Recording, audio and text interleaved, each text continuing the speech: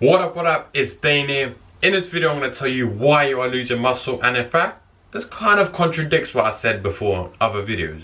So you might have heard me talk about a large calorie deficit and a small calorie deficit and how that leads to muscle loss, but this one is a bit more advanced, but as always, I'll try and make it as simple as possible. Alright, so let's start off by laying the fundamentals down. So we need to talk about muscle protein synthesis and muscle protein breakdown. So to build muscle, to retain muscle, and how do we lose muscle? So to build muscle, muscle protein synthesis, which is the process of building new muscle tissue, is up here. And muscle protein breakdown rate, which I'm sure you know, muscle protein breakdown is breaking down the muscle protein, is down here. Now this is a net positive protein balance, and this will lead to muscle gain. Now to retain muscle, it will move like this. So both of them are equal, and to lose muscle, your muscle protein breakdown rate is going to be higher than your muscle protein synthesis rate. So how do you increase muscle protein synthesis, and is it muscle protein synthesis or muscle protein breakdown that really leads to muscle growth? Which one is the main mechanism? And I'll tell you exactly that later on. But muscle protein synthesis, the two primary ways that you increase this is number one, resistance training, which is crucial as you'll find out, and number two, your protein intake. Okay, so now you know about muscle protein synthesis and muscle protein breakdown. Let's start talking about the calorie deficit. So if you don't know, a larger calorie deficit will lead to faster fat loss, and a smaller calorie deficit will lead to slower fat loss. So the question then becomes, which one should you choose in order to maintain the most amount of muscle mass as possible? So if we look at a study that will highlight the point I'm trying to make and give you the conclusion of why you lose muscle, they had two groups. They had one group which had a protein intake of 1.2 grams per kilogram per day, and another group that had double that, so 2.4 grams per kilogram per day. Now this is real important because the protein intake is different. However, one thing that's really good about this study is that they kept carbohydrate intake the same, and this is real important if you don't know, for performance and also recovery. However, protein and fat intake changed. Both groups also done resistance training because, like I said before, resistance training and protein increases protein synthesis. They also had, and this is important, real important, a 40% calorie deficit, which means let's say you require 2,500 calories per day to maintain everything, nor gain nor lose, so an energy balanced state. This means you'd be consuming 1,500 calories per day, equaling a 1,000 calorie deficit. The study was only done for 10 days, which of course is a massive limitation, and they also used DEXA, which we know, if you watch my previous videos, that there is massive measurement errors, like a 5% measurement error using DEXA. So what this study found is that muscle protein breakdown rates did not change significantly at all. So if you look at the start of the video, I talked about muscle growth with being here, muscle protein synthesis here, muscle protein breakdown rates here, and obviously muscle retention, muscle loss. So now we know that muscle protein breakdown rates is not the primary focus of maintaining muscle mass.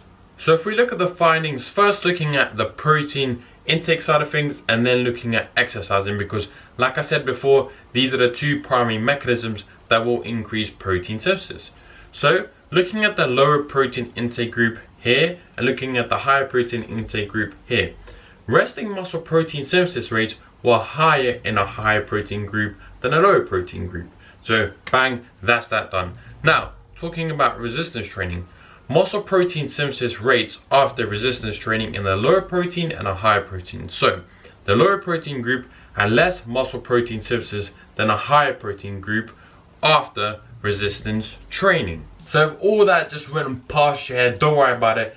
The main point I'm trying to get at is muscle protein breakdown rates. Don't really worry too much about them. Really worry about muscle protein synthesis rates. Therefore, make sure you have a good enough protein intake, especially the larger your calorie deficit goes. Also increase your protein intake with it, and also make sure to do resistance training because we know there's a potent stimulus and it's very anabolic. So again, not very surprisingly, to be honest with you, looking at all the research and probably all the videos that you watch from me, is that a higher protein intake with resistance training will probably help spare muscle mass more than a lower protein intake and obviously less resistance training. So that being said, summary of this video: higher protein intake with resistance training probably will be a bit superior than a lower protein intake and resistance training, being looking at a large calorie deficit, in this case 1000 calories. Also, one thing I have to mention, if you have seen a lot of my other videos, I have mentioned that less calories means less resting muscle protein synthesis rates, increasing the likelihood of losing muscle mass. Hence why when you look at professional bodybuilders, they start off with very low calorie deficits and they just keep going slowly dropping. They don't go bang 1000 calorie deficit all the way, because that will increase the likelihood of losing muscle mass. Now, one thing I have to mention about the study as well is that it was done on quote unquote overweight individuals, so maybe that also affects the findings, but again, who knows too much. One thing you can pull away from this video is that focus on resistance training and focus on your protein intake, probably, and I did refer to this as 2.4 grams per kilogram, which will mean 1.1 grams per pound of body weight. Any more than this might not be any more beneficial. I don't think so. I think a lot of people do overhype protein intake, especially when they're in a lower calorie deficit as well. So that's that. More calories means more muscle protein synthesis rates, which refers back to what I just said a second ago, which means a smaller calorie deficit. I mean, I think I've spoken enough. I hope that all made sense. It is a bit sciencey, it is a bit of more advanced video for you guys, but I've always tried to make it as simple as possible. It is very difficult to make these videos simple, as most of the science that I research is not very simple, and in fact, the body's not simple, and science is not simple, and life is not simple. Stay positive, stay smiling, and as always, let's get it. I'll see you in the next one.